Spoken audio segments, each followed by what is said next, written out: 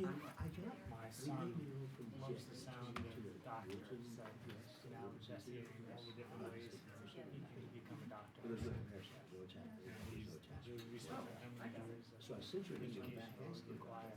Oh, I didn't see the email, but I But I will. sent it back to that address. Yeah. And I haven't heard, Dick said he's gonna send it to my regular, Yeah, it was interesting, actually. Now that you think Okay. it's a good way to pick a Knock yourself out, Mike. They're probably worse ways. He doesn't really want to practice, he actually wants to become, God forbid, be an attorney. Oh, sir. And a prosecutor. I'm good. He recognizes that that's Kristen too. We are. Not that there's Mr. Passed it to me. He's just trying to, He's so soft. In Arizona, yeah. Started Santa Fe and then Tucson. Starters in college, yeah. Sarah is Yeah, a. Tucson. We actually They're almost 3 days, September 27th, September 29th. Yeah, Tucson was in the 80s. Yeah, so Sarah had a very good experience here. are we on? Just like Albuquerque, is that how? So that's where it's called. You can go to Times Square, so it's an hour south of that. So, yeah, it's really That's our. I don't know. Hey there, good morning. Y'all flank us, so where do you want us? So we just set up 6 chairs in whatever order you like. Okay, we only have 5 here tonight. Peter's got the flu, so.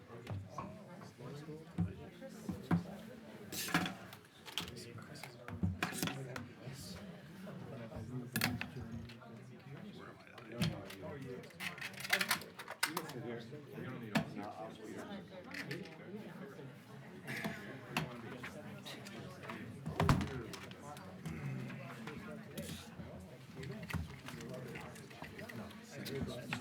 I was saying it to you. You said so quietly. Well, I was trying not to have it. Barely.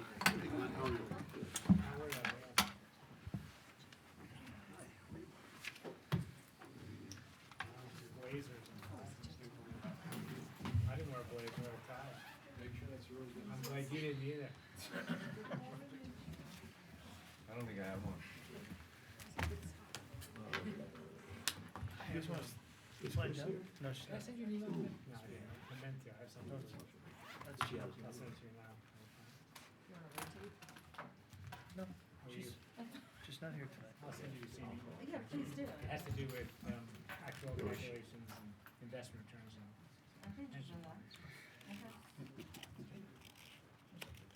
So, yes. No, did. We're fine. Well, we have a couple minutes before we start here. Walter, you said your commute was record fast? Pretty close. Yeah. Pretty close.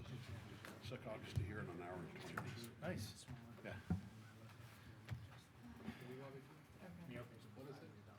That's coming up the Maricopa.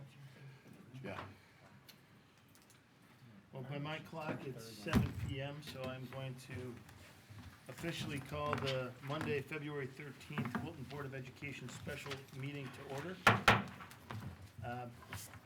Has the Board of Ed had an opportunity to take a look at the I agenda? took that away and I gave You gave it back to just so you wouldn't do that. I gave it right back to him. You guys had a chance to look at the agenda? Yes. Any questions, comments? Okay, can I have a motion to approve the agenda? So moved. I'll second. All in favor? Aye. I'd like to recognize the fact that the Board of Finance is here in a guest capacity until 7:30, at which point they'll recognize a quorum, obviously, and conduct their official business.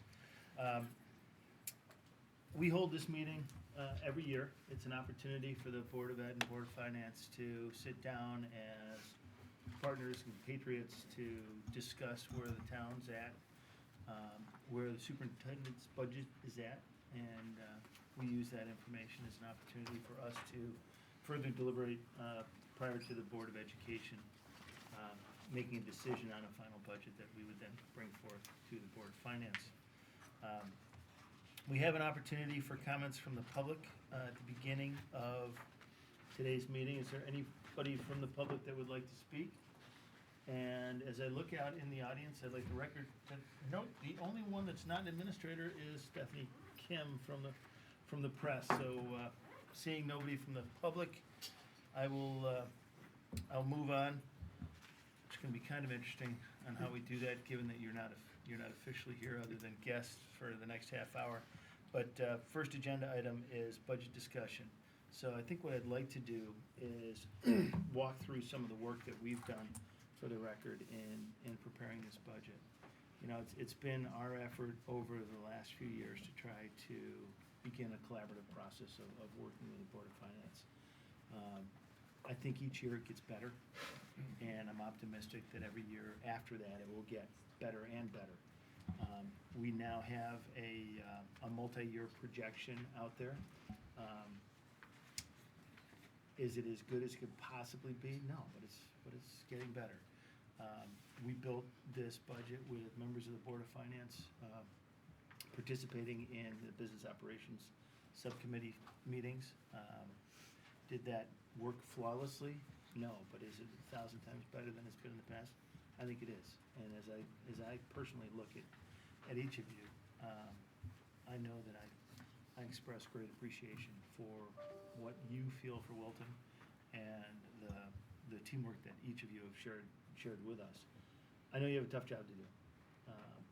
The town's in a tough spot with limited grants to growth, yet we all have cost of living increases, and we have a state government that is in even worse shape than we are, and making some truly amazing decisions. We don't know whether some of those decisions are gonna come down as final decisions or not, although I'm not sure it matters, because they made final decisions, put a final budget in place, and then changed it anyways. So with that, I'm gonna ask Dr. Smith to walk through the overview of his budget. As you know, it's a zero, which is something I don't think anybody in Fairfield County has seen in a couple of decades. So with that, while it doesn't get to your negative 1.25, it's a pretty amazing lift on behalf of the administration, the Business Operations Committee, and all the staff. So with that, Dr. Smith? Sure. I guess I would begin with what we're trying to accomplish. So as you may know, over the last couple of years, we reconvened with a number of groups and developed a new and this updated modern vision for what we want for our students here in Wilton. And the focus on that, in summary, is really around this notion of personalized learning, which is in essence trying to meet the needs of every student, regardless of what those needs are or where they are, and provide a tailored path forward through our school system. So that's a lofty goal. In service to that vision, we crafted 2 theories of action. One is around instruction, the second is around operations, and we crafted 7 strategic objectives. 3 are instructional in nature, and 4 are operational, serving the instructional objectives. So I think back in November, we came forward with a strategic improvement plan that lays out the detailed work and crafts that first in 1-year work plans and then in 5-year roadmaps.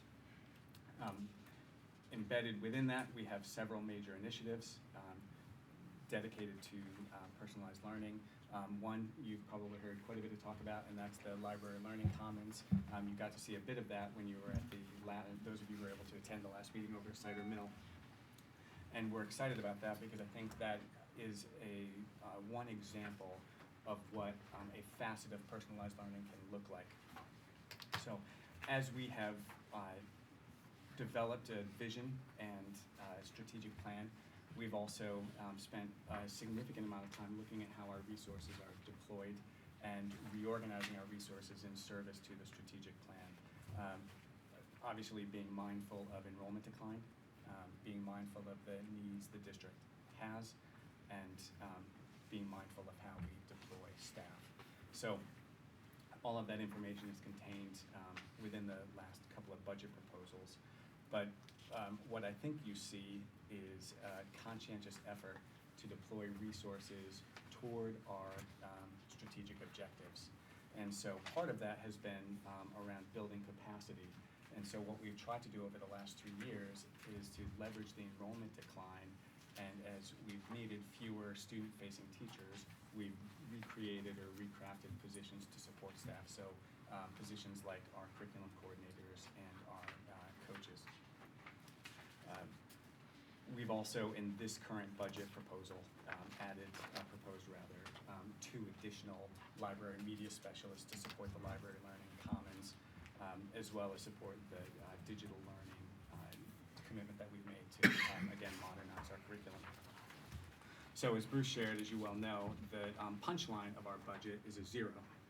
And we've really, I think, accomplished that through a reduction in staffing. The contracted increase in certified salaries this year, if the numbers remain the same, was projected to be about $1 million, and in the classified staff, the projected increase was about $300,000. And so, again, over restructuring and reducing positions, we're able to really come down pretty significantly. I think on the other lines, we've also made a pretty significant effort in trying to hold the line or pare back. I think some of the more notable areas that I would call out to you is special education. That line is looking like it's going to come down just over $2 million, which is significant because as you've been reading our budgets over the last number of years, that line's gone in the other direction pretty substantially. So I think that reflects an effort at the work we did in response to the District Management Council, but also a proposal to create a new program that would bring students who are currently outplaced back to the district. I think the other areas that have been favorable for us have been medical. You know, where other districts have seen pretty substantial increases, our increases here have been pretty modest, if at all. So we've enjoyed that benefit. Let me just stop there because you've seen the budget, you've seen the proposal, and I don't want to get too far in the weeds if you have specific questions.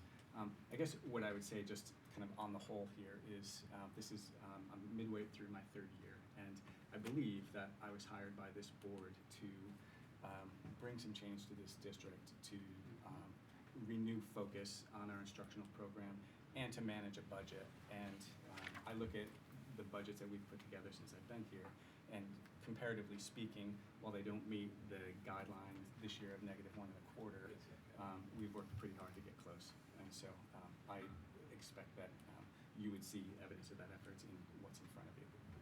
Can you reiterate the savings in special education? Sure. I think the bottom line number is we're looking at a decrease of just over $2.6 million over the existing budget. Stephanie, were you able to hear that? We have essentially a savings or reduction in special education costs of just over $2 million. I think that's an important number given the conversations that are floating around the community at this point, and I think it'll be worthwhile for you to have that number. You're welcome to move a little bit closer if you'd like, if you can't hear back there. Yeah, it might be a little close, but. A little too close? But please feel free to bring a chair up near this camera if you'd like. Thoughts, comments, questions?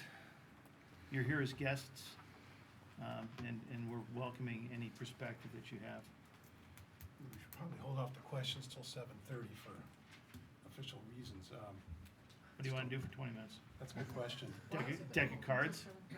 Yeah, we should probably explain that. We posted our meeting at 7:30, the joint meeting.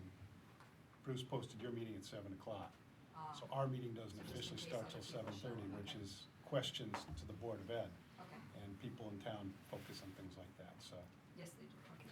Thank you. We're here to listen until then, and we can't really ask questions. Because I was until we- counting and I, Okay. Yeah, we're not shy, but. So a couple other things I'd like you guys to be aware of. Do you have numbers showing our budget increases over the last 3 years compared to the DIRG? Sure. 3-year averages, not including proposed budgets this year. Westport from 14-15 through 16-17, 3-year average was 2.99. Weston was 2.3. Ridgefield 2.94. New Canaan was 3.38. ER9, just the high school was 1.2. Darien was 4.09. We were 1.9.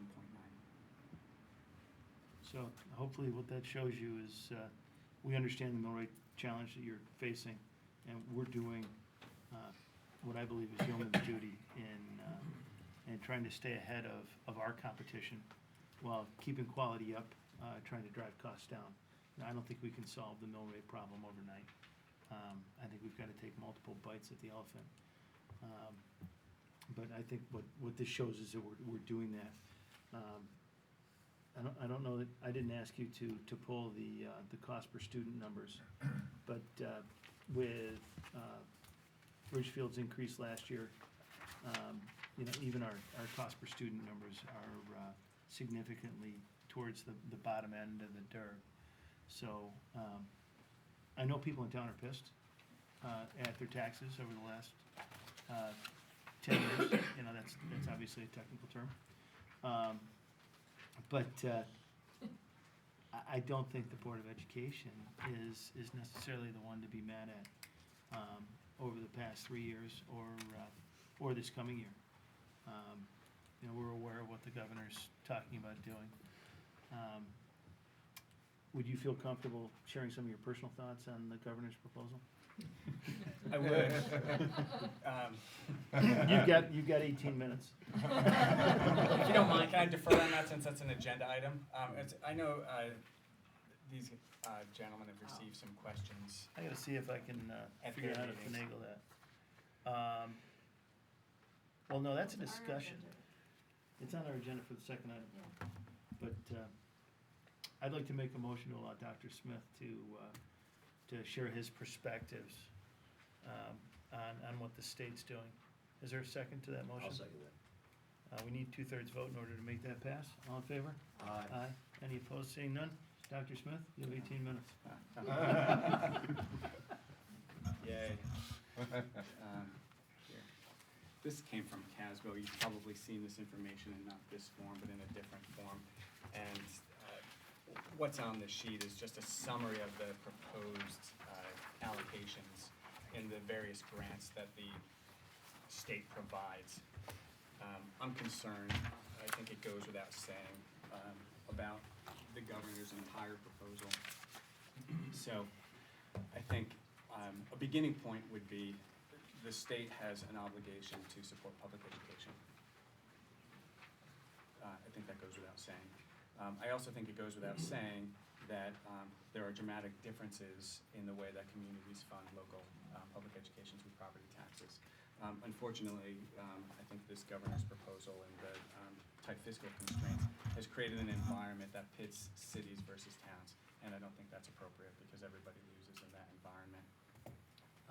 Unfortunately for Wilton, where we have such a long legacy of extraordinarily high student achievement, we're one of the communities that stands to lose the most, as you well know, and I don't think that's appropriate either. So, of the number of concerns I have about the governor's proposal, the elimination of ECS does no one here any favors. It's the manipulation of special education funding in this proposed budget, and I haven't been able to sort it out. I was on the phone with Gail Lavielle last Thursday night, and she was going to try to get some answers. But it looks to me that the excess cost grant, which is the special education reimbursement, is slated to be replaced by what's being called a special education grant. So over the last number of years, Wilton has received back about 1.2 million or so annually in excess cost. And it should be noted that that doesn't cover the full excess cost, the actual cost. That's, the funding is at about 75% of what we submit. In this governor's budget, it appears that the special education grant allocated to Wilton would be about $431,000. So that's just over $800,000 reduction. That's extraordinary, and that's going to be a budget killer for us, even as we're trying to manage our special education costs. And just as a reminder, the multiplier where we're allowed to start requesting excess cost grants? 4.5 times over. So the whole model needs to be reworked.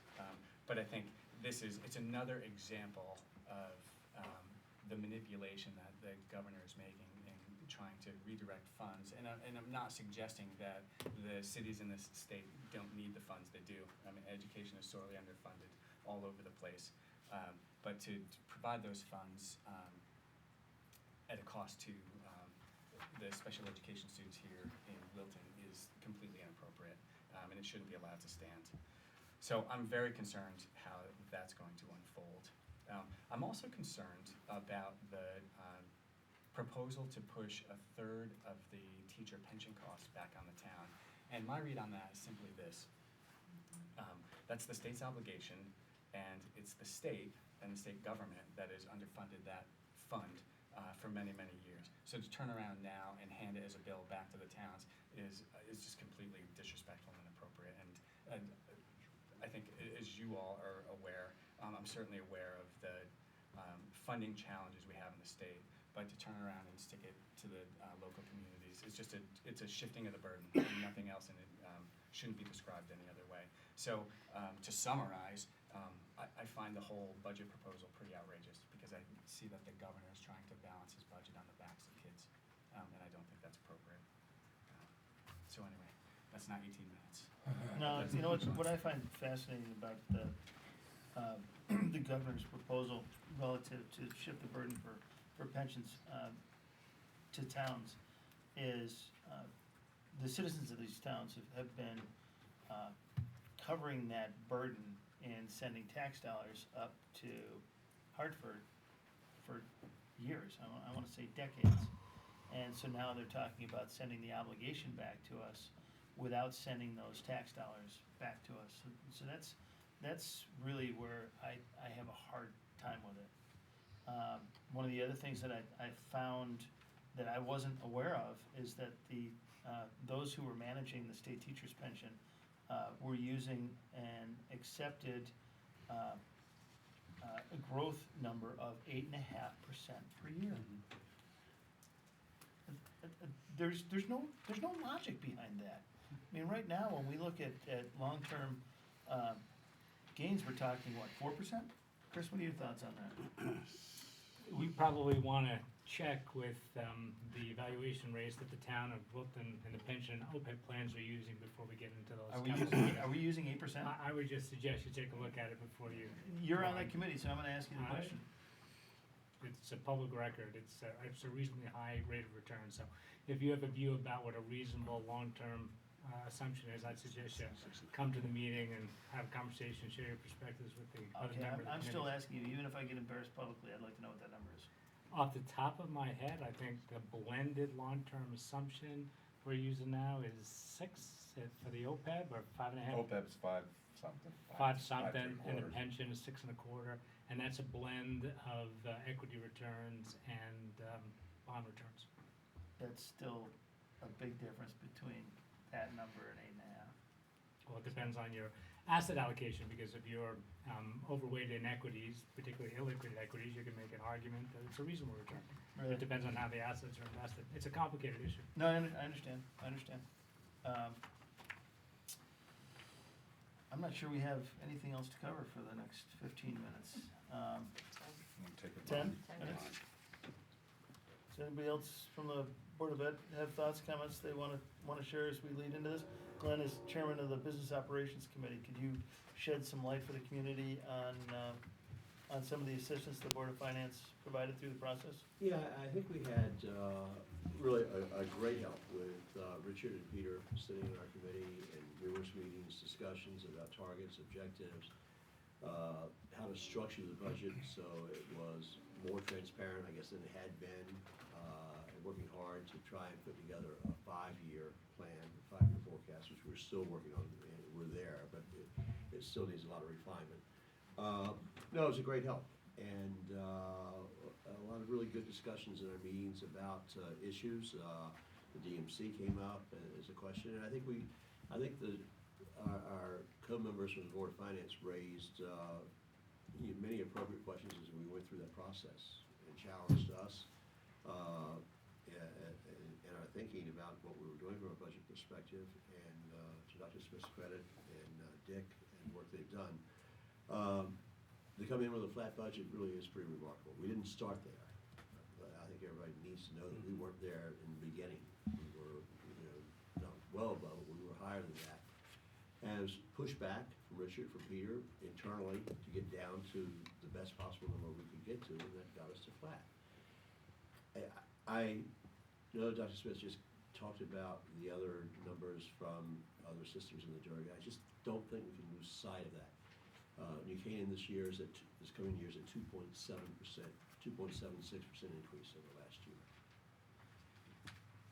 And we're fortunate that our team here, our staff here, our teachers, our administrators continue to excel in their performance, and that our students continue to excel.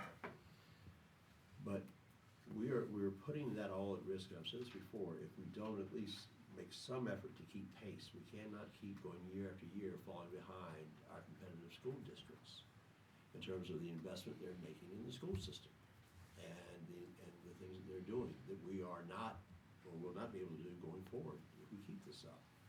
I just raise that as an issue. I understand all of the issues with mill rate and taxes, et cetera, it is what it is.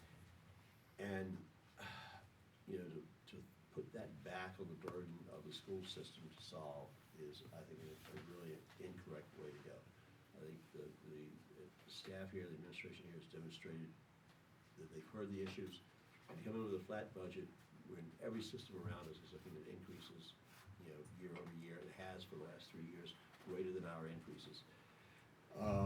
It's got to stop at some point. We just can't keep doing that and still maintain a competitive school system, which is critical as people look to Wilton as a place to reside, a place to live, particularly people coming to this community with families, comparing, the quality of the education here, the educational performance here versus that in other communities. If we don't keep pace, then the concern we have about our housing values is going to be even exacerbated even more. It's just going to continue to struggle. So. Thank you.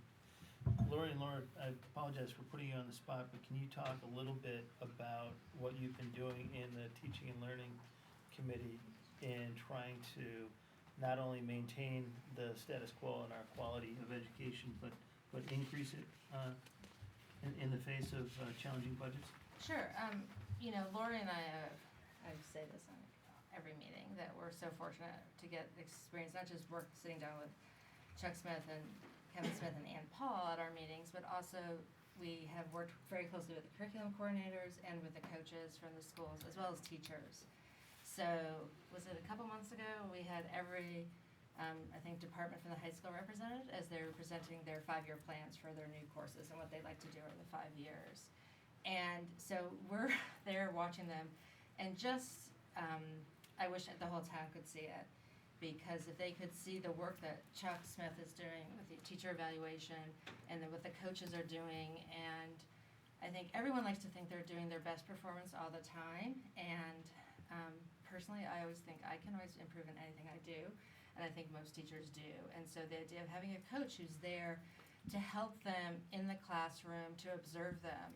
I don't know how familiar you are with our instructional leadership model, where they were all teaching classes while their peers were teaching classes. So it was really hard to get that kind of feedback. And the administration will tell you they're stretched to a lot too. And things are changing rapidly. Maybe the content isn't changing. You're still teaching The Great Gatsby. But maybe someone down the hall has found this really great thing that gets kids excited about it. And how do you communicate that? And then to the curriculum coordinators who work K-8, it's Julie Wojciechowski and Gina Dignon. And watching Julie, and again, even though they're focused on K-8, they're talking to the high school teachers. They're communicating. I mean, when Julie, Lori and I, worked so closely with Julie. Julie did all the work, but Lori and I were being educated along with the parents and the town about math and the emotional side, which I never, realized. I thought you just knew math. But kids develop at different ages emotionally, and so by adding a new course at Middlebrook, it fixed it. And I think Dr. Smith got an email earlier this month about a mother who put her child in the appropriate math class, and everyone's like, oh, you've ruined his life because he's not in the highest math class. And he likes math for the first time. He understands it. He's having a great experience because he's in the developmentally appropriate class for him. And by giving our students those opportunities and taking the time to assess those kind of opportunities, I don't know how to put a price tag on that. And it's behind the scenes, we don't see it. We just, often in our town, we're going so fast, we're moving at the speed of light, we want immediate results. And this very thoughtful, with, proven results in other communities, that we're starting to implement in our town, we're so fortunate that we're doing it. And as I said, Lori and I say this every meeting, we're so lucky to be able to work with and to observe the people at all the levels, including the teachers who are responding well. And I think the math department is an example of, is really making great strides, and we're really lucky for everyone who works there. So, do you want to add, Lori? Sorry. There's not a whole lot to add, that was very well said. But I would just say that, as Kevin started out, why we hired him, and I was fortunate to be, we roll on that hiring team. We weren't just looking for somebody to maintain the status quo.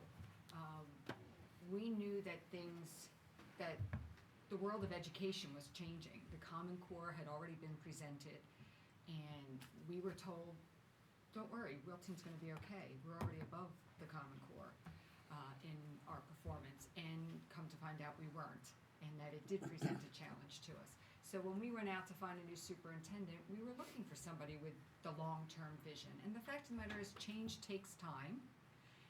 Change is hard, and we've seen evidence of people coming forward to express their difficulties emotionally with the changes.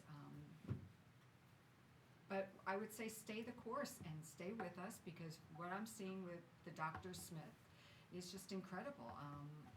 I think nobody knows more about curriculum and where to go with that than Dr. Chuck Smith. So kudos to you, and I think the changes that are being made in our school are phenomenal. I wish my kids were young again and could go through this. My daughter's almost out of the high school now, but I'm excited for future generations. And to Glenn's point, we need to keep that in mind, that the school is an investment in this community, and we can't keep paying for everything for the town on the backs of the school. Just as we were just saying that the state is looking to put it on the backs of the town, we can't put everything on the town on the backs of the education of our kids. So.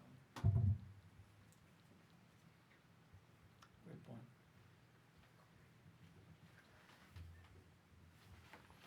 I watched close. the Yeah. 7:30. Pretty close. I guess I'll, 7:29. if you're not gonna give us, if you're not gonna start too much, I'll just make one other comment. There was a letter that came out a week or two ago anonymously, created quite a stir. I think we've all read it, we've tried to understand it. I'm disappointed that the person that wrote it didn't come forward so we could address their issues face to face. There is another side to that story, and that's starting to come out, where staff understand the benefits of what we're doing. When I first joined the Board of Education and started to understand how the system works, I'll admit, coming in my 8th year now, and I still feel like an infant in this process. It's an incredibly complex system. What happens at the state and national level that affects us is amazing, and what happens within our environment here of 600 employees and 4,000 students and close to 8,000 parents, it's unbelievably complex. There were a couple challenges that I saw early on that frustrated me. One was that 2 kids going through the school system at the exact same time could have completely different experiences. 2 families could have completely different experiences. And I also saw a gap, a hurdle or a hiccup, sometimes a chasm, as kids transition from one school to another. That didn't happen in all cases, but it definitely happened in cases. So when I look at the coaching program that Dr. Smith has put in place, the focus on curriculum that's being put in place across K-12, I feel incredibly comfortable and confident that those 2 initiatives together are going to make tremendous strides in addressing those issues. Because every kid that goes through Wilton deserves an opportunity to have the best possible teacher and the best possible experience for all 13 years. And, you know, in order to make that happen, we're gonna have to make some changes. You see those changes happening, and, some people aren't gonna be happy with those changes. I get it, I feel badly, but we're excited about the path that we're taking, and, it's 7:30, so you can open your meeting. Call the Board of Finance to order at 7:30. You want to borrow my hammer? No, I don't need it. This is the first time I heard these five men be this quiet for half an hour, long time. Now you know how talking to a rain-delayed baseball game feels like. Well, thank you for having us, and now we're at the joint part of the meeting, and just to provide a little bit of context before we started, we have been involved in the process, as you've mentioned, throughout. We have numerous sources of information that you've been sending to us, and we've all reviewed all that. And so I think we're kind of at the level where we have a pretty good understanding, but almost the same level as yours, probably not as deep, but a pretty good top-level understanding. A number of us did attend the last Board of Ed meeting, which I thought was fascinating for a couple of reasons. I thought the presentation of the robotics was particularly good. As an engineer, I loved seeing that done at a very low level in schools. We get those kids interested in that. We also have some other issues. You touched on it. We can touch a little bit later on the funding from the state level. That is something that none of us can control, and none of us really have a complete answer right now. So this year will be a year of uncertainty, as we might have to plan for several different outcomes, not knowing what the outcome's going to be when we set our mill rate. The magnitude of those changes exceed our contingency funds at the town level by a wide margin. So we can't go in one assumption, and for instance, the $4 million swing in the pension fund, that's 3 times the contingency. So we obviously can't absorb that. So they'll be a little bit different this year than we've done in the past. But we'll get to that a little later in the section. What I'd like to do is what we've done in past years, is go right down the line and have each person give their questions, and we can form some discussion around that. And then I'll follow up at the end with whatever questions I have that they haven't asked already.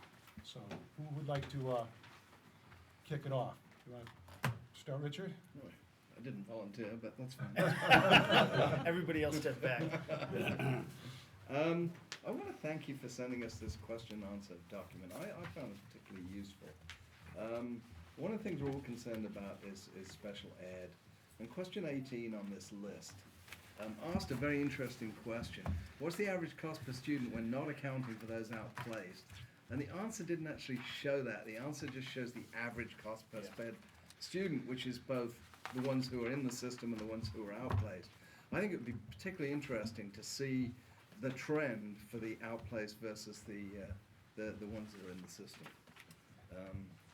Yeah, I think that's with some of your questions tonight, the ones we can answer, we'll answer, and others we'll have to get back to. Yeah, I think, and it's a shame Ann is not here tonight, she had an illness at home. But the outplacement costs also range widely depending on the needs of the student and where he or she may be placed, but sure. So can you just repeat the question, Richard? It's the trend of the outplacement? It asks for what is the average cost per student when not accounting for those outplaced, which I read as saying what is the average cost per student outplaced and what is the average cost per student of those in the system. And I think the number that's given there is just the average across both outplaced and in the system, or at least that's the way I read it. Because it's a little bit higher than, it's 25% higher than the average cost per student. We know the outplacements are 4 or 5 times the price of some of them. So. If I could just, it's a very similar question, so maybe I could just chime in and then we don't have to bounce around too much. On your budget, on page 181 is the special services out of district numbers, and it shows $4.483 million budget for this year for 35 students, which is $128,000 per per pupil, and it goes to $4,637,700 for 28 pupils in the new budget, and that's $165,632 per pupil, which is a 29.3% increase, so it's fairly substantial. So I would just add that to the question that Richard asked. What's your question specifically? My question was why? Yeah. I can give you probably the frustratingly quick answer. We probably dropped students in total, some aged out, and we took on some others with some incredibly difficult needs. And we're responsible for them. And legally, we don't have a lot of options when a student like that presents themselves. I understand it's just a big number. I know, I completely agree. And in some cases, those kids might not even be in the state of Connecticut. And because their parents live here, we're obligated to cover those costs, and they can be huge. We can't give you a lot of granularity, No, I because if we understand give that. you granularity, then we're But you violating could those. do an EG, like one example without citing any student's name, here's $1 million student. Cause it's gotta be some big number like that. Yeah, Maybe not that big, that Right. throws the average that the, much higher. the challenge has been, I'm speaking on behalf of you in part, to assist. If I misspeak, please, respond. But over my time on the board, I've been told that if we even get down to one example where the population of students we're now talking about is so small, and somebody could in theory infer who that student might be, we're in violation. So we have to be very cautious in how we give you information. It's not that we don't want to. The Board of Ed doesn't even get those specifics to keep us out of that. Am I- But you could talk about how the mix changed. Yeah, If you we track stratify it, every yeah. kid that we outplace and the exact cost, because that's how we file for excess cost reimbursement. So I'll work with Ann and we'll try Yeah, to put whatever you together can do something. within the realm of Right. what you Yeah, can do. yeah. Right. Yeah. It's not that we don't wanna I get it, please. understand. Okay. I know the story, I've been around Yeah. a lot of years. My I- last I'm one, not- by the way. I'm not sharing, what's that? I'm not sharing that answer for you personally as much as I am for everybody else. Very good point, So, thanks. 'cause Go we'll ahead, see it- Richard. We'll see it in Floating 411 tomorrow. As you know, I'm the clerk to the Board of Finance, so I'm the lucky guy who gets to answer all the emails. And they've started coming in. And not many in support of the budget yet. A lot opposed, but that's just like last year. It's early days yet. And anyways, it's a small number. We've got less than 20 emails in total. If I take out the duplicates, because some people very obligingly send me many emails. But you have 20 people, discrete people. I have 20 discrete people. How many roughly, people do we have in Wilton? More than 20. 18,000? Yeah. Including But not all. kids, not But, adults. I mean, last year, by the time we got through to the public hearings, they were coming in thick and fast, and I don't think we got to 100 last year, I'd have to check, but it was getting close to it, it was a large number of emails. Right, last year we put a process in place where we agreed to share emails back and forth, so Yeah. if you get one, if Yeah, you can I'm send it trying to to us, do that, and yeah. if we get one, we'll share it with you. Most of them are going to both Board of Ed and Board of Finance. Yeah, and most of ours are coming from 2 or 3 people. So one of the questions that came in on email was about kindergarten and what's going on with kindergarten, going to full day as opposed to half day. Can you elaborate a little bit on what's Pre-K? going on? You talking about Pre-K. pre-K? Pre-K, sorry, Right. pre-K. Yeah, so the goal of our preschool program hasn't changed. You know, we are aiming to serve students with disabilities in an integrated program.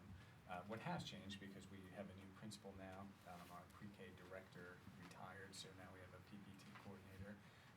I directed that group to go back and to do some analysis and look at our current operation versus what best practice would be. Kathy's here, so she led that group, so I'll defer that question to you if you want to just speak to some of the high-level changes of the pre-K that we're anticipating for next year. All right, we did put together a preschool planning committee, which had a variety of stakeholders on it. We looked at research, we looked across, preschools across Fairfield County and what, those programs entailed, and put together some recommendations that then we've brought to the cabinet level. One of which was to look at having a shorter day in preschool. So right now, we have some students who come just in the morning, we have some students who come just in the afternoon, and then we have a group of students who stay all day. And when we look at, their afternoon, by the time we're getting to about 1:30, it's hard just to keep them awake, I would say. And so there's some movement and there are some things that we do to meet their needs, but it is a really long day. And when we looked across preschool programs, again, across Fairfield County, most of them went from, 8:30, 9 o'clock until 1:15. That also gives us an opportunity to do some differentiation of the program for kids based on age. So we did build into the model, or the proposed model for next year, having 2 extended days for those kiddos who are, will be kindergarten eligible the next year. So they'll get to go for the full day for 2 days on Tuesday and Thursday. So again, we did study a lot of models, and we took a lot of things into account, mostly though the needs of the kids. Okay, thank you. Richard, I think the other piece I would add is people are trying to cost out what that means. I think it's hard to cost out the per pupil because you have a range of needs. You have the students with learning disabilities, and they present a range of needs and require a range of services. And then because we want a program in the least restricted environment, which is a provision in IDEA, we invite typical peers to participate. So as part of doing that and changing the structure, we also changed the tuition model. So I think, Kathy, we're proposing $7,000 annually tuition for 8,000. typicals, 8,000 for typicals. But if you were gonna try to, propose a break even that factored in the sped costs, we need, But can't you do a break even without that? If you're assuming that you're gonna get people that are just regular pre-K children without special needs, isn't there some number out there fully loaded that says, okay, this many more with the tuition that you're charging will yield this to be a neutral program from a cost perspective? I guess it's that, how do you divide up the salary of the teacher? Well, you have to allocate it Right. simply between special needs, that entire group, and then the ones that are not special needs. Yeah, I'll have to, I mean, there has to be some kind of modeling associated, I would think, with, all right, you're gonna offer a new program, there's a cost associated with it. How much is the incremental, fully loaded incremental cost of that, given the fact that you actually, in this unusual circumstance, have a revenue source attached? right. Now, to see some modeling on that, I think, would be something that, I've heard from others in the town as well. What does it cost, for that incremental piece of Kevin, when you're equation? putting the model together, just remember that demand is affected by price. And so since we have to provide these services anyway, you could end up in a perverse situation as you increase the cost to try to cover the cost, the fully loaded cost, you'll find Oh. out your revenue goes down and you're actually adversely affected by charging the full rate, right? Because. Right, I would demand agree. is There's gonna be- there's definitely right, price demand's gonna be sensitivity affected by there. the price. Exactly. Yeah, my only concern would be not that so much, but that we be charging for the kids that don't have to go, that we're not underpricing to a large extent or to a great extent other schools in the market. No, but that's the point. I mean, Yeah. I'm just saying, when you put the model together, right, you need to have a model that is reflective of the fact that demand will decline at particular price points. Because people Absolutely. don't have to send it Right. because of that program. And even if it's not break even day one, to say at what point does it get to break even, recognizing that often these aren't turnkey and day one, it's a revenue provider. I don't think that would be realistic to expect anyhow. But just to give some visibility into this number of students a year or two down the road actually gets it so it's neutral from a cost perspective. I could see that. I could also see where if the quote fully loaded cost is beyond what the market would bear, that we could show that and articulate it, and articulate the fact that we do have an obligation to provide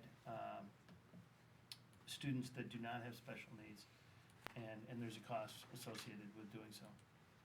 But sharing that with a level of transparency, I think, is of value to people, and probably something we could put out there, so it might address everybody's issues. There has been a citizen that has put together pricing for all the other private schools, and it's in the $8,000 range. Did a lot of work for us. Also, a follow-up question on the staffing side. Some students in the morning and the different students in the afternoon. A teacher can do both of them, so it should be not on the total number of students, but on FTEs. You have some full days, and some mornings, and some afternoons. And it should be the highest of the morning plus afternoon, or the highest that plus the full days, as opposed to counting each of them individually. Because a teacher could teach a morning student and an afternoon student. So loading should be that way. But, to Chris's comment, yes, it can be averse if you look at the revenue model, that you provide costs as well. But I think the comment was, we don't have to provide pre-K for non-special ed kids. We just want to make sure that we're not covering our costs to do so. We choose On the to- margin, On the margin. right, on the as margin. long as our marginal revenue exceeds our marginal cost, we're ahead. And I haven't seen the numbers, but I'll get you, I'll bet at 8,000, we're well ahead. Now, whether it could be 8,500 or 9,000, that's a different matter, but it's really it's not fully loaded, it's marginal revenue, marginal cost, that's the. So let's remember, we're still talking about two things. We're talking about numbers, but we're also talking about students and kids. As we are trying to educate these kids to the best of our ability, we need a good mix of kids in the classroom in order to get the best educational benefit. So there is going to be a portion of that calculation that says we can't just look at numbers. And we'll try to, I think what we're talking about is trying to articulate that. Right. Share what it looks like. Okay. And to Warren's point, we want to prove that we're not unnecessarily undercutting. Well, if I could argue you should be under by a little bit, because Right. there's a, you want to encourage people to send their kids into this program. Right. But, So a little bit. not by a lot, Right. yeah. But one of the reasons to have typical kids in this program is to benefit. Right, and that's why I say you could be Yes. a little bit below. Right. Right. And that is the purpose. Let's not make Exactly, any so mistake it's about not that. to bring in revenue. Right. Right, no, It's no, to no, give no. the best possible Right. education, and will rise, I mean, again, it goes to the, when you help those, and then they'll go into kindergarten out of, with more skills and more abilities. Early And intervention. that we'll see the impact, so I'm a little concerned with talking about revenue, when we're talking about students, You also especially have to children go with back to special what you needs. said, Dr. Smith, about the least restrictive environment. Do you want to take us through that, please? So that is a mandate under IDEA, so that is something that we need to provide, and if we don't do a good job at providing that in district, then what will happen is, you will just increase the number of students that need to be placed out of district. So where you're, talking about those numbers right before that, if we don't provide a program that, gives students their services in the least restrictive environment, you're gonna pay for that on the other side. I had another comment as well. I do want to recognize the fact that, this is your budget, and you've been kind enough to share it with us, and it has great detail in it. And it's not the role of the Board of Finance to dig through and say, do this and do this and do this. That's not our role. But in sharing this, it leads to some questions, and I know that there's a rather dramatic increase in, special needs education for the outplaced. We about $100,000 or so. And the reason I bring that up is not because of that item specifically, but I'm in the strong belief that savings are likely to occur in a series of smaller bites, given the budget and the work that you've done so far. And by those, could be savings of $50,000 here and $50,000 here. I don't think there's an opportunity for, $1 million worth of savings out of two adjustments here. I think it's, hard work and thinking about other things that can be done to do that. And, an increase of $100,000 there, even though you have 7 fewer students, now you're at $29,000 per. Can you have some of these carpool? If they're going to the same school, and I understand there's certain situations you can't, but you get 3 of them to carpool, there's $90,000 worth of savings, or 6 people to carpool, 3 vehicles, that's $90,000 to the 6. That type of thought process. You may have thought about this already, but I'm the firm belief that that's how you might bring out a little bit more incremental savings out of some hard work that you've done so far. And just, being a student of going through things in great detail, when I note a couple of things like this, I bring them up, and they may not be appropriate. I brought it up last year. I know there was some discussion at the last meeting. What's the sensitivity of increasing the parking fees just a little bit in the parking lot? Some discussion, well, maybe not everybody will come, and then they'll get on a bus. I saw the picture in the paper of some student's car in the parking lot. I'm pretty sure you have some flexibility there to raise it a little bit. Maybe that's an extra $25,000. I really do believe it's a series of some of these smaller steps that might help get a little bit more efficiency out of your budget. It's interesting. Dick, I'd like you to comment a little bit on ride sharing if you could. But before you do, so we have senior parking, and the seniors pay a fee. For the first time that I'm aware of, we didn't sell all the parking spaces. We had 13 that went empty. So, you know, now that we've realized that, Dr. O'Donnell is opening up those spaces to juniors. So we get that. But, you know, when you get into economics and you get into that supply-demand curve, I think what we're seeing is, we're pretty close to that number right now, until we start dipping into juniors, and then, you know, we're dipping into some of the younger drivers too. So anyways, Dick, you wanna speak a little bit about ride sharing? Well, we have about 3 youngsters who we transport with other school districts. But we've also instituted some other things.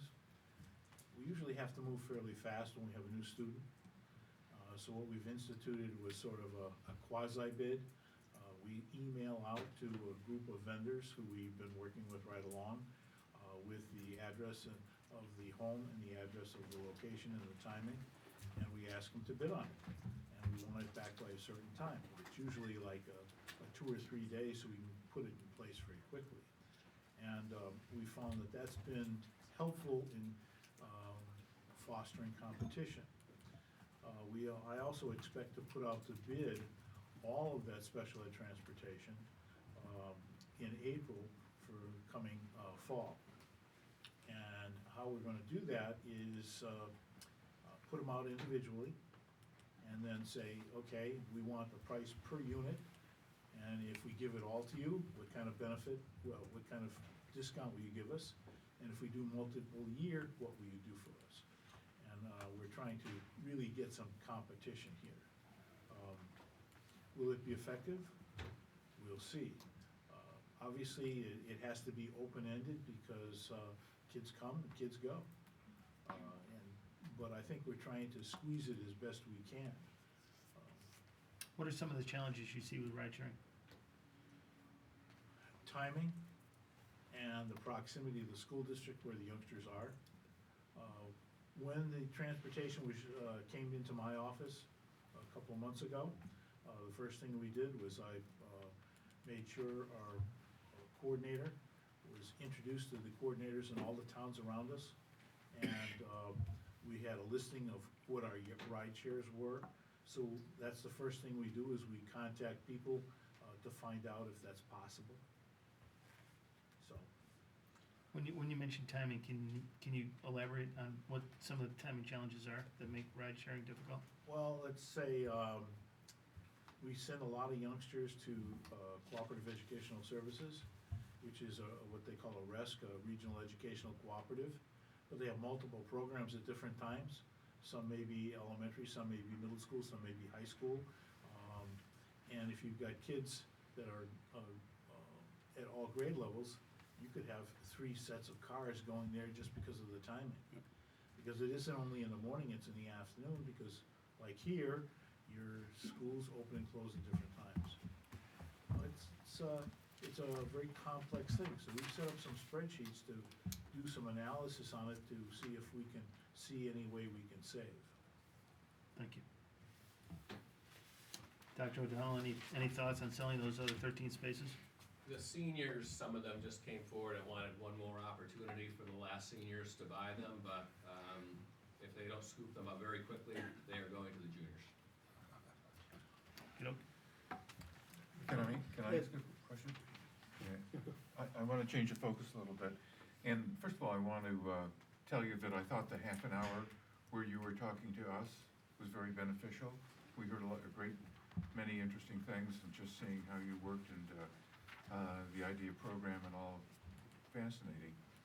I think the real issue going forward is if the state comes through and says that the town of Wilton is responsible for teacher pensions and we're not going to get the grants, how are you going to handle that? I'd really like to know how you're looking forward to that. Worst case scenario. As a board, we haven't discussed. Short of eliminating athletics, music and art, all those You things. can't say it that way, because if you're talking about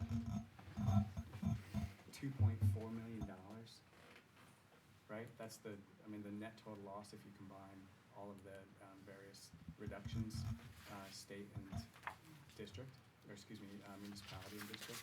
I think we have to look at everything. I mean, we are, as you know from our budget, we're nearly 80% salary and benefits. We're a people organization. It's the people that do the work in the classrooms or supporting the classrooms. So we have to go through each of those buckets. So we're gonna look at what are the programs that are supporting staff. So all of our professional learning investments, what are the programs that support kids? And I think the key question that the board is gonna have to answer is, what does it consider to be a core educational program?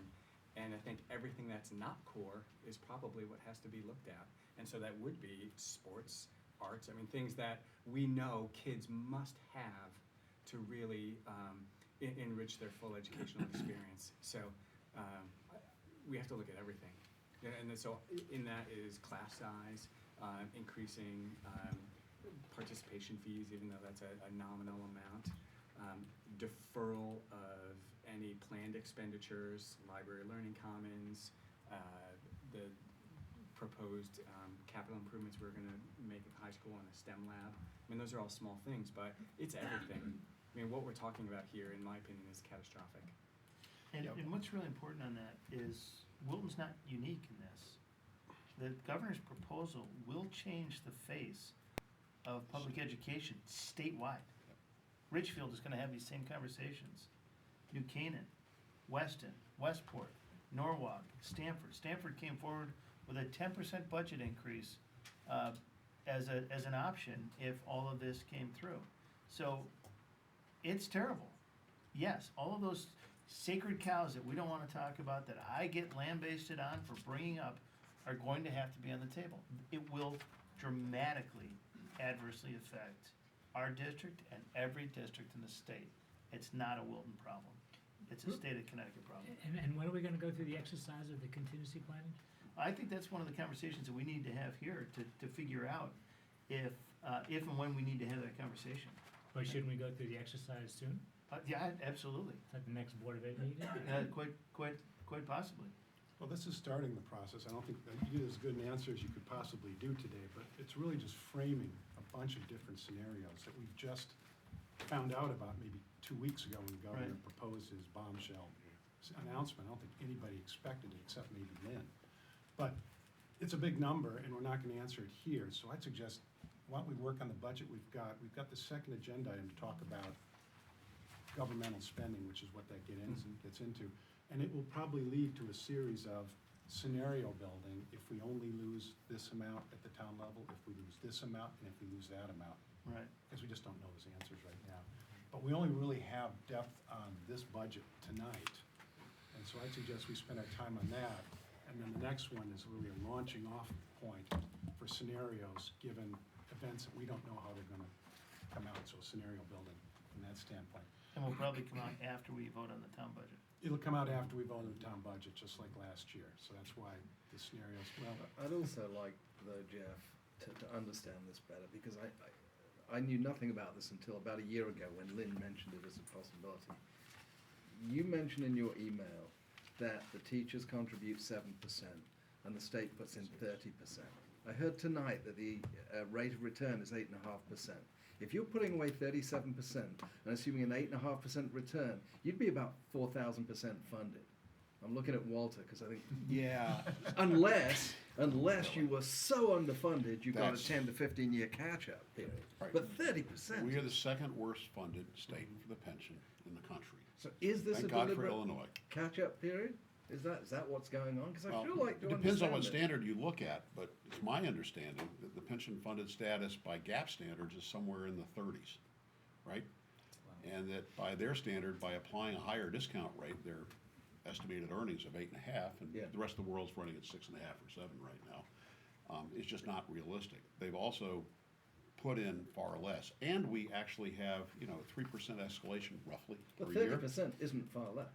30% is a huge employer contribution. that's what they're supposed to No, put in. that's That's what not they're- necessarily what they put in. Okay. Right. Okay. That's the Right. problem. And So it's a fictional number. this has been cumulative. If So- I can, just procedurally, I want to amend the agenda so people understand that we are combining the conversation of the budget discussion and the discussion of the I didn't municipal mean to do funding that. for I was state. just trying to- But the reality is, we have to do Right. that. We have to be able to do I that. just wanted to So, help clarify. I'm making the motion, do I have a second?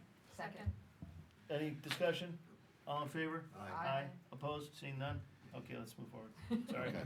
No, thank you for doing that. Yeah. I just was trying to clarify.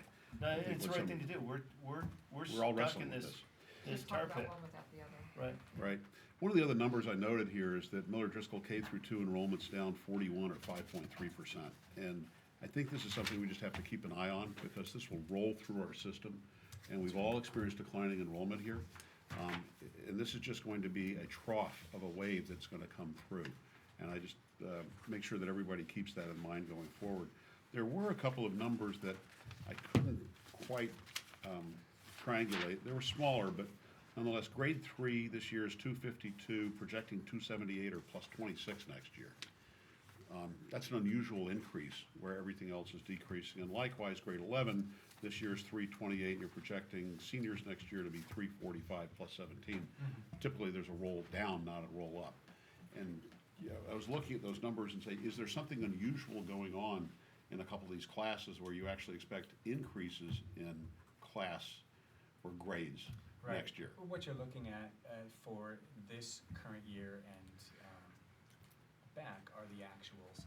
The 17-18 number came out of the Malone McBroom study. That was the low enrollment number. We actually had them rerun those numbers. I just got them about a week ago. Okay. And there is, I haven't even presented the full report. I'm actually waiting on the full report to share with the whole board. But their revised estimates are, I think, about 70 or 80 kids lower than that Okay. low enrollment number. So there actually may be some room in the 3rd to 4th grade where we might be able to, if we kept our class size targets the same, come down a staff. I think we just need to give it a little bit of time. At the senior year, their revised estimates are about the same, I think, within a kid or two. So that was interesting, and that's, whatever they put into their formula, that's what they come away with. So it was kindergarten, that was, there were 3 grade levels that ranged. Kindergarten, I think, was 10 lower than the projected. 10th grade might have been 7 lower, and then the one that you hit on, I think, was a differential of 18.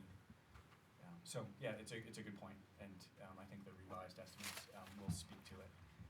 But I think the other point is, while the concentration of low enrollments are in the primary grades right now, and they're gonna roll through, and that will certainly have an impact as we move forward over the next 5, 6, 8 years. We're going to be, unless something significant changes, a substantially smaller system. The rest of the grades that decline is distributed across. A little more smooth. Yeah, correct.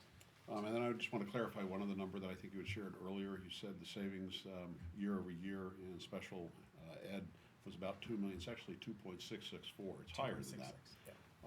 And I know that's a significant decrease. I'm going to guess some of that is a result of the study that was done about a year and a half or so ago and implementation of some of those. We talk about numbers here, but I'm equally as concerned about what you're actually providing on the other side. And I know that's first and foremost. So this is a numbers discussion tonight, but I want to make sure we recognize that as Yeah. well. Can I take, in there. because I want to speak to the DMC study, and I put together some notes that I wanted to just take the 2 boards through, if you don't mind. Is that okay? Please. So that study, if you go back in time, we recognize that the special education is volatile, and I think, like a lot of other issues, that is not unique to Wilton Public Schools. When I talk to superintendents all across the state, they all say the same thing, that they're really struggling in managing the increasingly complex needs that kids come to school with, and trying to manage the cost associated of educating students with complex needs. So we initiated that study with District Management Council, and they came away with a handful of recommendations. And I think there was some perception, at least among some in the community, that we were either ignoring the recommendations or not implementing them, and that's couldn't be further from the truth. So if you don't mind, I'm just going to take you through these.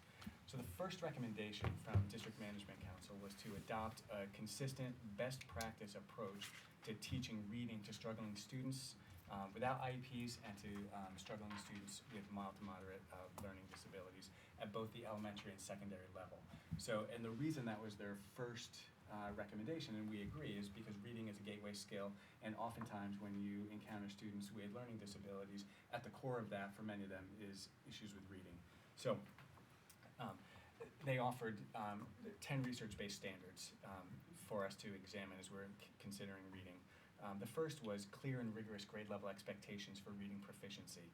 The second was early identification of struggling readers beginning in kindergarten. The third was frequent measurement of students' achievement growth, both influencing both instruction and intervention at least 3 times a year. So one of our immediate responses was the implementation of the MAP testing, and that's been controversial, but what we've been able to do as a result is get another objective measure. It's not the only measure we use to look at reading proficiency, but it does give us a marker so we can compare cohorts of kids against national averages, and then identify students for intervention and provide that intervention to those kids. And we do that across the district through 9th grade. The second set of recommendations had to do with core instruction. And what they recommended was a balanced literacy approach in the 5 areas of reading. So those are phonemic awareness, phonics, fluency, vocabulary, and comprehension. And they recommended reading instruction be given in a 90-minute block. The second recommendation in core instruction was explicit instruction in phonics in the early grades. So how have we done that? We have invested significantly over the last number of years in training our staff in the use of Readers and Writers Workshop. Our principals can all speak to you about that in far greater depth than I could. We've ensured a 90-minute literacy block, and in the early grades, our students are now using a program called Jolly Phonics to ensure they get the phonics instruction that they need. The third set of recommendations were around intervention. And so what DMC called for was immediate and intensive additional instruction for struggling readers, 30 extra minutes at the elementary level and 60 extra minutes at the secondary level, and then remediation and intervention that's seamlessly connected to daily instruction. So our answer to that was the implementation of SRBI, which Chuck is going to take the board through in an update when we meet again next week. So the challenge for us has been in shifting our schedule so we can provide not just the 90-minute literacy block, but the extra 30 minutes of intervention that kids need at the elementary level. And the greater struggle is finding that extra 60 minutes at the secondary level, because in a fixed day, you have to make choices, and we're not all on the same page about where students should come from. But I can tell you where we've done it, and when it works, and we've heard personal examples around this table. So the last set of recommendations speak to effective instruction, and that is a skilled teacher trained in reading instruction, and then a district leader in charge of reading instruction district-wide. That's Chuck down at the end of the table there. And then their 10th standard and recommendation for reading was instructional coaching and intensive professional development to improve classroom instruction. So when we came forward with things like instructional coaching and the implementation of MAP testing, we didn't do that because we thought it was a good idea. We did it because it's really grounded in research and best practice, because that dictates what kids need. So I think if you go around the room and speak to the district leaders, they'll all say the best person to teach reading is a trained reading teacher, not an untrained somebody else, whether it's a para or a volunteer or a tutor or whomever. And so our focus has been to provide that high quality instruction for a critical gateway skill, because we know that's what kids need in order to be successful. We do that early with the understanding that as kids move through our system, there may be less likelihood that they would need intervention and support later on. So focus on early intervention. Some of their other recommendations. Ensure fidelity to the implementation of SRBI practices. So as I just mentioned, that's the consistent approach to using intervention across all of our schools. That's been a pretty heavy lift for us, and we're in the middle of doing that now. The third recommendation from DMC was more tightly integrating social and emotional behavioral services into programs at each school. So they were suggesting that we'd have an opportunity to increase counseling through the use of our psychologists, as well as incorporating ABA or BCBA services more tightly into schools. So our response for each of those was to set a target for 75% contact time. That was the recommendation for counselors, psychologists, social workers, because embedded in that report was this understanding that they were spending an awful lot of time doing non-contact work. So Anne and her colleagues in the special services have really been focusing in on that. That is not easy with the number of referrals that we get to special education and the number of related meetings and assessments that these folks have to do. I think that's where DMC was suggesting we could find savings if we wanted to reduce staff. At this point in time, I can tell you that hasn't materialized because the demand is still very high. So I think we're in a change process, and my expectation would be at some point in the future, if we can get a handle on the number of referrals, then we can start to look at the need for all of these various related service providers and whether or not we can make some decisions to reduce. Does that make sense? Yeah, I just want to follow up a little bit on that, because I do have the study, and a lot of the first half of it is dealing with students and struggling reading and all that, and that was a critical exposure, certainly when my daughter was here Right. 15 years ago. The second portion, and you touched on it a little bit, was how efficient are these people in direct time versus indirect and all the things they do. And I don't want to pick on anyone, but I'll pick on the speech pathologists, just because there's a pretty interesting story there. We've got 13 of them. This, by the way, this is a year and a half ago, so it could have Yeah, changed. those numbers have changed. Yeah, so I'll just deal with these, and we may have moved from it. Sure. We have one that's doing direct service based on 63% of the time. And if you're doing speech pathology, you gotta be talking to somebody, not doing reports and other stuff. So that one is 63%, it goes all the way down to 28% student facing, with an average of 44%. And the report says 75%, maybe that's the high end achievable, but when you got 13 of them at 44%, less than half their time, working with speech pathology issues, helping people learn to take care of lisps and things like that, you have to be in front of the student. It can't be done in reports and meetings and the like. There is gonna be some of that, but it seems like a lot of these have to be done in front of the students. And I only picked on speech pathologists because there's some easy numbers, but there are some other skill levels that could be psychologists with their IEPs and how long it takes them to do it versus standard. There are a number of those that you can move there, and in result, do the same amount with fewer people over time. And I think That was that's the what, theory behind the that's what I recommendation, think sure. the community is saying, is you got a whole report here with a lot of good analytics saying, yes, we have to do this, but shouldn't we do it in front of the students and minimize the non-student time, the indirect time, the overhead time, if you will, to save staffing and Right. do more work with the same people or the same work with fewer people? Nobody in our school system would disagree with that.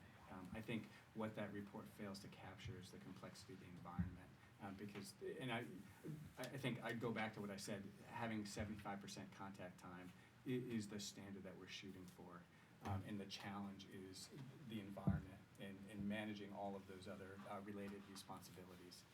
So I think the report also didn't accurately capture that we share staff across buildings, so there's travel time embedded in that. And I wouldn't offer any of that as an excuse of why we're not doing it, just to say that it's complex, but you ought to know it's not being ignored.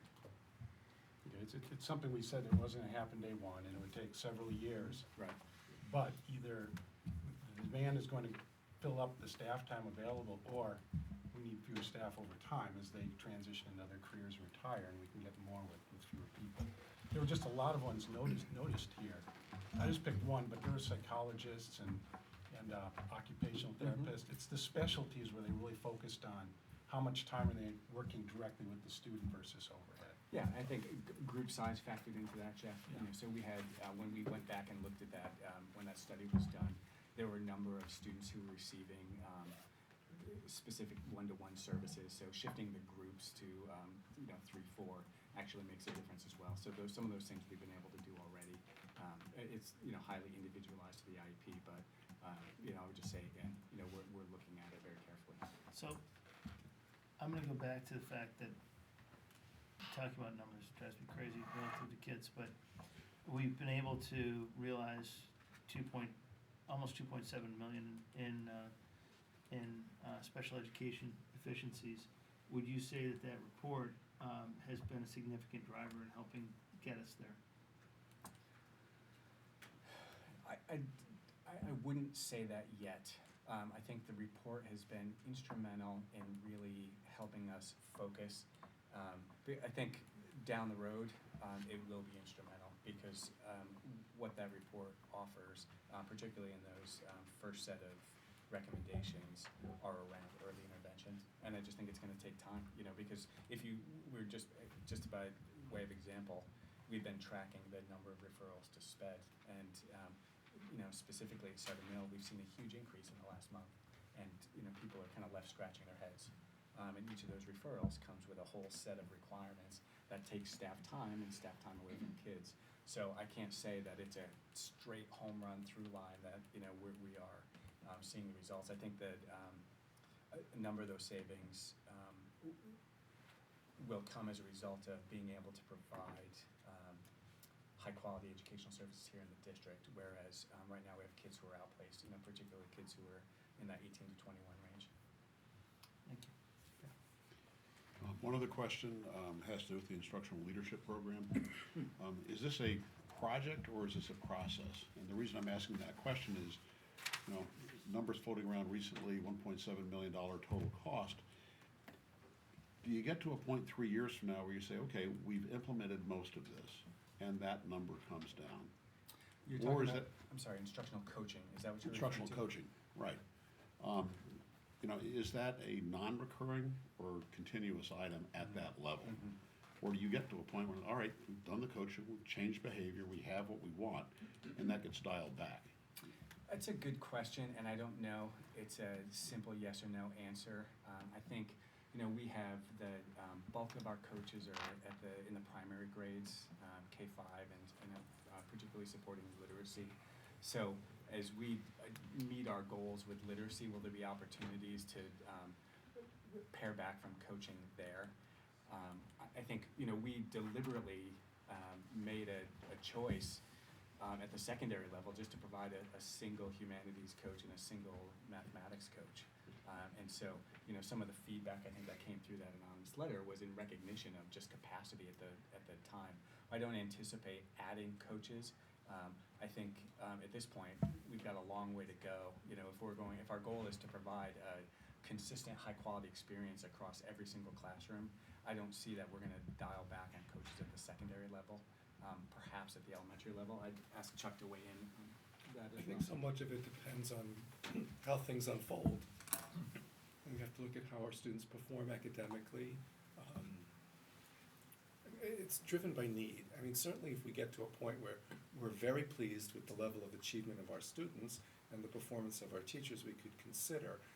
You know, my feeling is that the ante always goes up. We always are striving for more achievement gains, better teachers. You know, Bruce often says he wants to be first in the DERG. First in the country. First in the country. So, it really depends. I think it's possible, but we'll see how it goes. I think it's a cautionary, we made a change, we added in math at middle school, at Millbrook this year, because we recognized through the testing review and the results we got back today with this initiative. It just, to Chuck's point, it depends on performance.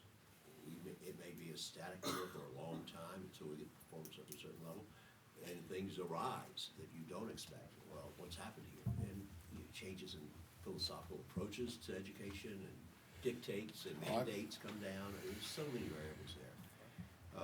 I think we're at a good point where we are now, I think, unless something should pop that we're not expecting. So I don't think I'd see a big reduction in the very near future at all. If, you know, staffing changes, if new teachers coming on board, I mean, so many variables there. It's just it's hard to identify. But we're not opposed to putting, you know, help where we need it. And I think that's critical. We've got to do it. And when the numbers dictate, you've got to respond and react and do it. Follow-up question on the new teachers that you will hire to replace retiring teachers. Are they up to speed on this so you don't have to do as much, or is this just lockstep different than everything else that they've been taught? Even though they've been taught more recently than, say, somebody that might be in their 50s. Yeah, I think the teachers that we hire that are most recently graduated certainly have a deeper understanding of Common Core and accountability and differentiated models of instruction, because in some cases, I wouldn't generalize across all graduate schools of education, but we target, here in the state, UConn is one of the best, and their curriculum is certainly kept up with what's needed in the classroom.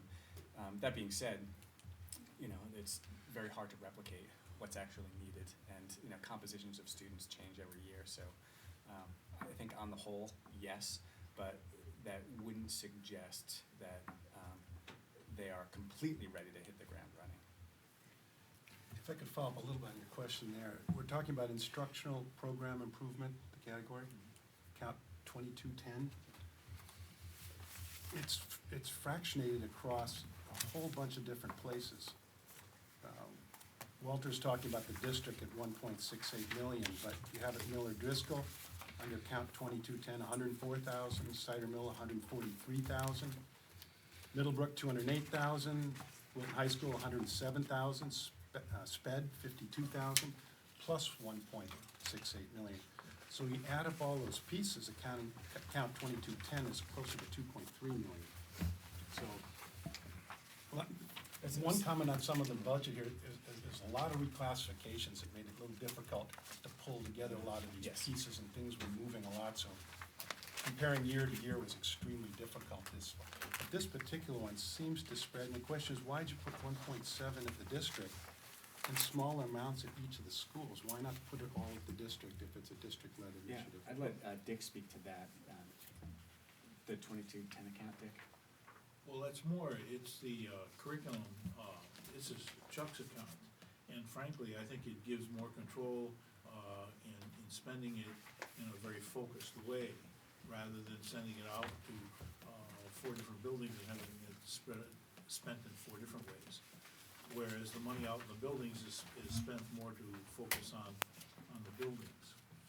So the kinds of things that are in that account, the coaches with professional learning also contained in that account? I'm sorry, say that again? I'm just, in the account, what kinds of things are budgeted in that account? There are all sorts of things, if you go into the cost center, the instructional program improvement page shows, we have 4 STEM coaches, a curriculum coordinator, you have instructional leaders, administrative assistant, professional development and conferences. I mean, there's a whole list of programs under the district level. So I think in general, what we try to do is when it crosses all buildings, it's in my budget. If it's specific to a building, it's in the building budget. We all have targets that we're trying to address. Some of them are system-wide, some are specific to the building.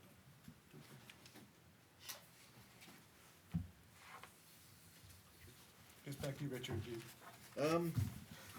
Long diversion way. Yeah, no, I mean, John asked the question I was gonna ask last. I'm deeply concerned about these additional cuts, and, I think we as a Board of Finance need to really understand what the potential worst-case ramification is, and start doing some thinking about it, because I'm really quite concerned about that. I have a question. Are we looking at the governor's proposal from a legal perspective? Can they do that? Because I'm not sure the state can do that. Are we taking an aggressive, and are we communicating with other towns, to rally the troops to say, guys, no, we're not doing it. You can't do it. Well, we had nothing to do with plan design. We had nothing to do with negotiating the benefits. We had Right. nothing to do with the funding or the investments Right. themselves. Exactly. And yet, this is like a corporation coming into town and saying, here, help fund my pension. Yeah, but they can't legally do that. We're in the early stages of finding out what they can and can't do. They Yeah, can take our we hope money so. away. Pardon? They can take our money They've away. already done most of that. Yeah, that's almost done. The question is, can they send a bill our way, and do we Yeah. have to pay the invoice? Yeah. But we're still in the early stages of that, and trying to fight in a number of different fronts to see if we can forestall some of that. And are we alone in that process, or are we rallying the troops with New Canaan and Darien and Westport and Richfield and all the other communities? It's the latter. Joint? It's the latter. Everybody's getting on board. Okay. This is all fairly new. This has all happened in the Yeah. past 7 to 10 days. Okay. There is tomorrow morning a meeting of the Connecticut Conference on Municipalities Education Committee that literally is having Ben Barnes, the state finance director, come down and talk. And then there are a number of other subjects that are gonna go on. It's a 2-hour meeting that I can't imagine how it's gonna get all its agenda done in 2 hours. So it's working for that aspect too. Could we talk about special ed for a moment, especially the out-of-district placement, and how it relates to excess costs in this community? When I first arrived here in last summer, it was very clear that the budget was built around the anticipation of the subsidy and the excess cost. If you look at 2015-16, we spent $4.2 million on out-of-district placements. When I put my first budget projection together, actually my first budget presentation, it was a comparison of what we spent in 15-16 and what we had budgeted in 16-17, current year. And we were short $1 million in the out-of-district placement account in anticipation of excess costs. Seeing what the governor did with ECS, the education cost sharing, I started pumping up for 17-18 the out-of-district placement, hoping that I'd have a couple of years to transition into no money for excess costs. A week and a half, 2 weeks ago, we put a freeze on accounts because I got nervous. We were already up at $800,000 in the red in out-of-district placements, and if the state cut back, we got $1.2 million last year. Right now, it looks like we might get 1.1 if the governor leaves it alone. That's current year funding. So he could cut that mid-year and we would literally be up the creek. So I'm trying to transition, and the freeze covers discretionary expenses. And I like to translate it to the local people who are spending we will buy the need to have rather than the like to have. There's no such thing as a wish list. And we're trying to control that, so if the state does back off on it, we can break even. Because if we can't, I think we're only compounding what's going on in the total community. Does that make sense? Yes, and I'll ask Warren to talk to it as well, because I think you have a good understanding of why we haven't budgeted the full amount last year and we received cash. Do you know that whole explanation, or should I give it? You should give it. Okay. And this is a layman's version. We can't budget the receipt of excess cost for special ed placements. When we get it, it comes into the town. If it's budgeted here, it's against the law or it can't be done or something like that, so we don't have it in the budget, but we anticipate a certain amount, so we effectively under budget outplacements. I think it's really the outplacements. And the gap has typically been 1.1, 1.2 million, but going down as that percentage that they pay is going down. So we're catching the falling knife. It's working against us. And your other part of the question, can you predict anything from the government going forward? I would say no. I would say there's highly unlikely, given what they did this year. They promised us some ECS funds that they're already cut, and then cut them again in the middle of the year. So we're looking at a whole new planning paradigm, and it is somewhat reactive to what happens up in Hartford. But you raise a good point. Well, we can't count on it. I don't criticize Wilton for what they're doing, because we tried to predict when I was in Darien, and we did it miserably.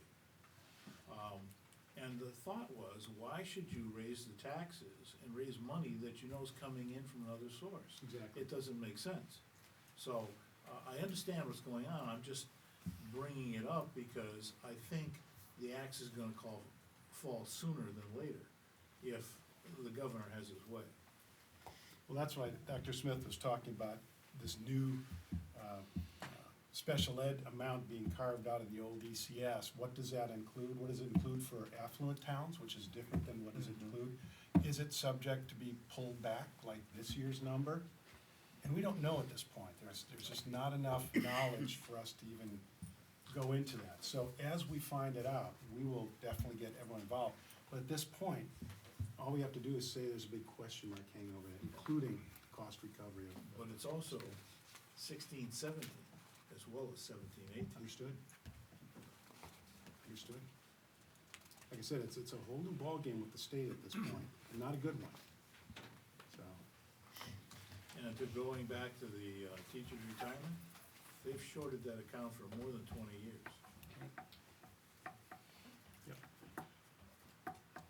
You know, what my understanding is that the 30% they pay would solve this year, a third of this year's contribution. It does nothing to fill the hole No. from whenever they started that pension fund decades ago to now. It doesn't backfill the shortfall.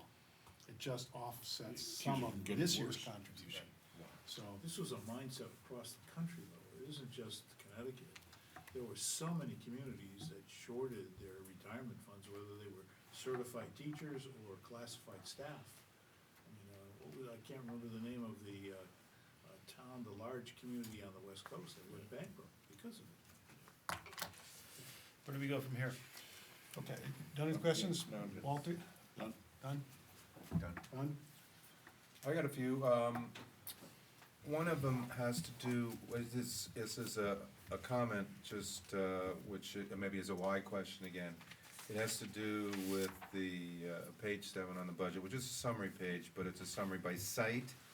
And there's two sites that stand out with a why question. That's Miller Driscoll, which shows a minus 2.47% decrease in the dollar spending there, but a plus 4.1% per pupil increase. And then Cider Mill, which shows a minus 3.94% dollar spending, but only a minus 0.9% per pupil. Middlebrook's another one, plus 2.02% dollars, but plus 5.7 per pupil. The other ones are pretty close, so not much to argue with. But those are significantly different numbers on a dollar basis and a per pupil basis. And the question would just be why you don't have to answer it tonight. You can get back to us, but, Yeah, can you email that one too? Yeah, sure. okay. Excellent. And then, just a question for Dick. Dick, on the contributions for the Wilton pension plan, to the extent the Board of Ed's in it, and then OPEB, did you jack those up by the percentages where we go over the actual required amount? No, but Dan Kelly Lenz and I have discussed that. Okay, Um, so that's not in your budget at 0%? No, I think I upped it, well, because we come in so early, we don't know what the number is. And I think last year we were short about $9,000 on the OPEB contribution, so we're overdrawn there, so, I think on top of what we actually contributed, I think I've got a 6 or 7% increase. It's not huge, but I figured with what the market was doing, I might be close. I don't think I'm gonna be too Well, far it's off. yeah, I don't think it has anything to do with the market today. It's all based on, you know, the actuarial Mhm. calculation, which is based on a It's a smooth 5-year. market performance, yeah. So, just, so make sure we do it, because that's what's gonna be required. It's a 5% on top of the pension and a 15% on top of OPEB, but OPEB is smaller number. And we should know that all of our insurance numbers, aside from medical, are estimated. And as soon as Ann Kelly gets those, she'll forward them to me. Okay. Then the other question I have is sort of, some of it may have to do with reclassification, but there's a new item in there, transportation, I assume it's transportation supplies, diesel fuel, $196,000. Maybe that was reclassed from somewhere else, but it's just Yes, it another. was built into regular transportation, and I brought it out because I thought it was important for transparency. We did the same thing with leases, because the leases were, That when was you added another them all question, together, yeah, were yeah. significant, And legal fees. and legal fees. Yeah, yes. okay, that explains those then. New equipment and replacement equipment is over $800,000 down. Are there something we're not doing anymore, or? No, that's where the leases were, Oh. which didn't make any sense to me, Okay, there So you we go, it's pulled all them out reclass, and- thank you. and put them That in. answers that question. That's a wash. Great. Okay, I got a couple of questions. I'm sorry, A lot time's of up. Isn't that first half hour? I'm gonna turn into a pumpkin in 3 minutes. That's right. Okay, they answered most of the other questions. I also noticed the repair costs were down, but apparently that's a reclassification issue. There's talk of some consolidation of back office that would provide some savings in the future, and hopefully that's going forward. I don't think it'll impact this year's budget, but maybe next year, if we look at combining some back office functions. Talked about the instructional improvement, future planning, the M&M study. The current declines that might be updated by what you've already got showed an 8-year decline on the high side, the best case side of 13% over 8 years, 14 mid-level, and 17% decline on the pessimistic side. You said they might be down a little from that. That ought to form the backdrop of a lot of the planning going forward, because it'll be a while before we start to see the number of students come back, if you look at the demographics in that report that was included there. Right. Jeff, we had solicited proposals for a space utilization study, so we could start to look at just our facilities relative to the enrollment decline. And in a conversation maybe a month or so ago with Chris Burney, he made some comments about some of the mechanical or HVAC at Sutter Mill, and so we went back and asked the firms to revise their estimates to include that. So those will come forward to the Business Operations Committee, I presume with a recommendation for the Board of Ed sometime pretty shortly. The last comment I was gonna make is a couple of things I make every year. Number one, I like to see gifted programs in there, and I think you've consolidated them. Hopefully that emphasis on teaching to some of the most challenging top-end students will continue. And also like to say that under your question 22, the athletics or the extracurricular budget is 1.156, which to me is a relatively modest number for the amount of benefits that those kids get, whether they be in sports programs or theater or band or whatever.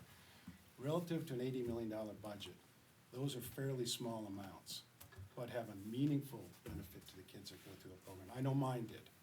And that, I know you talked about some of the things to cut, you mentioned sports in there, but I think there are a lot of people that look at that as one of the main reasons to be here. And if that program wasn't here, they'd be off to a prep school playing lacrosse or football or what have you. So I'd just be real careful on the, You know, I'm not advocating and cutting anything, so. just. But I think, I mean, we've just spent, an hour talking about the financial constraints, and I think this board has to define what a quality education is today and in the future, in light of these new realities. Understood, So, understood. But I'm just saying, there's an important educational benefit that the kids get about teamwork and winning with grace and losing with class, and that they don't get in the classroom, which is often very individualistic. I get a grade. Right, we'd all, I think, agree with you. Yeah. Okay, so I just, And everyone agrees, I mean, it's not just the board, it's the district Yeah. level too. I mean, teaching and learning hour meetings, Chuck and Kevin and Lori and I are always talking about how important that is, so don't think that we, yeah, and they're very good programs, top notch. Our Absolutely. impression was that they're very good programs and should be preserved at all possibility. So, It's well tough. They would I mean, as you know, there are only two levers that we have to play with. It's revenue and expenses. And if the revenues are dropping from the state and we can't raise them through the grand list or economic development, we only have one choice on the revenue side, which is ultimately taxes. And whether that tax is considered a participation fee or a property tax, that's what it is. So, on the other side, when you look at cuts, we have a number of places to go.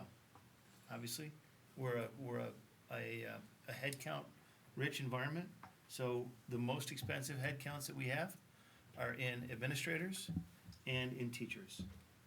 And a lot of the work of our administrators is tied to unfunded mandates, whether you like it or not. We've gone through it time and time again. You do an IEP or PPT, we've gotta have somebody that is contractually capable of binding the district to a contract. There's a tremendous amount of paperwork that they push. Is it good for kids? No. Is it good for Hartford? I guess, they're the ones that push a lot of that down onto us. So we as a town are gonna have a choice. We are going to either look at reducing services to address the government's, or the governor's proposals, or we're going to look at increasing tax burden on taxpayers, or some combination of both. And that's what the group here around the table is gonna have to debate. And there are gonna be some citizens that understand it and tighten their belts. There are going to be some that move, and there are going to be some that fill our inboxes with emails. And it's just reality. It Along stinks. those, you're absolutely right, and along those lines, I think we ought to start thinking about planning. Best case is the government doesn't hurt us anymore. It's terrible to start from that point. Yeah. And then successive amounts beyond it, not knowing how far is going to be balanced through service cuts versus revenue enhancements, because those are the only two levers we have. Those numbers will be coming to us at a later time, so we might as well start doing some of the planning in a very dispassionate way, recognizing that some of the cuts are gonna hurt, just like the tax increases are gonna hurt. But if Hartford says something, we have somewhat limited ability to say no. Right. So I think we should start doing that from a planning standpoint. We know something's coming down the road, we just don't know what it is. And I think that'll consume some of our time, it should consume some of your time, because you spent all this time putting together this budget under certain operating assumptions that looks like they're going to change. And beyond your control to change them, and beyond our control as well. Be aware, because we are obligated to hold our meetings in public. That doesn't make them public meetings. And the vast majority of our cost is in payroll. As we have these conversations, the public is going to go crazy, because they're going to be able to figure out what we're talking about and infer that we're making a decision to cut one thing or another. Increase class size, a certain portion of our population is gonna go nuts. Cut music, another portion goes nuts. Cut athletics, another portion goes cut. Cut world language, another portion goes nuts. D-team, another portion goes nuts. It's going to be a balance. It's going to be ugly. It's not anybody's fault here in Wilton. It's the reality that every town in the state of Connecticut is going through.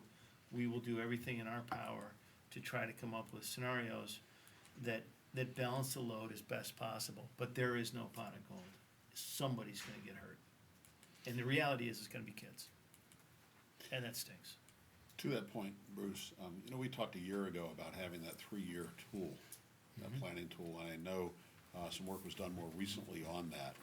I haven't seen it yet, but I would just encourage whatever work's been done to accelerate the effort, the resources that are put at that as a tool for both of us, on both sides of the table, to wrestle with that more effectively. We're actually meeting at 7:30 tomorrow, to take the next step forward. So I think everybody who's been working on that, I know that we had talked last year, we really needed it this year. I understand we're, at least have framework for it, but I really just can't emphasize enough how critical that is to be able to run scenario analysis when we have this much uncertainty coming out of Hartford. Sure. Great. If there's nothing further, I'll call for a motion to adjourn. Comments from- Oh, I'm sorry, thank you. As we do at the beginning and end of most of our meetings, we have opportunity for comments from the public. Is there anybody who would like to speak and extend our meeting? Please come forward and state your name. Yeah, I had the podium there. You're- Orange back. As you come in. And please understand my comments about extending our meeting was purely humorous. Okay. So, you have 3 minutes as we always do with public comment. Number one, in an ideal world, I don't have a Lamborghini. I don't have a Lamborghini. We don't have an ideal world. You have things like the new pre-K. I went and attended the orientation. I had this rising question come up, not by me. It was, will we allow non-Wilton residents to participate? The answer was yes. Surprised the hell out of me. Last year, for the pre-K, non-special ed, we collected $29,000. Now, I think we gotta make sure that we focus on how much we're gonna actually collect, and we set targets. Talking about other things, we're gonna cut athletic programs. Darien charges $900 for a hockey player. Richfield charges per sport. Others charge it. As you said, Walter, there are lots of little ways that you can work your way through and get some of the benefits from this. And when you get into this, and just on the other side, I received a letter from a guy who left Wilton. His comment was, I decided to leave Wilton, an older senior citizen. That's the equivalent of a $10,000 annuity, is what he told me, for the rest of my life. Now, you can say, so what? You can get into a death spiral. And the death spiral is, you lose people, your prices go down on your housing. The prices go down on your housing, your grand list goes down, your taxes go up. This is realism. This is not, nobody wants this, but this is realism. And we all, you know, I worked for IBM. I went through a lot of realistic situations. They had times when people who didn't want to leave left. And they had other things when they had headcount freezes. So I'm saying, this is realism, and that's all I'm saying. And there's nothing else I can say, that everybody has to be realistic about what we have. And we can't say we're gonna put it on the, all the taxpayers. Comes the new revaluation, you know who's gonna get hit the worst? The people at the bottom. And they're the ones that are gonna pay for all of this. Because the top houses will be revalued down. I've got a neighbor, 2 years, hasn't been able to sell it. I know another one longer than 2 years. So this is what's happening. And look at the prices, and Zillow said Wilton is a cold market. People read that. So what else can I say? That's about it. Now the skunk is gonna leave. Alex, thank you very much for your comments. Is there anybody else from the public who would like to speak? Seeing no one, our next Board of Education meeting is next Thursday, February 23rd, in this room at 7 p.m. Look for a motion to adjourn. So moved. Second? Is there a motion adjourned? All in favor? Aye. Second. All in favor? Aye. Aye. Thank you very much.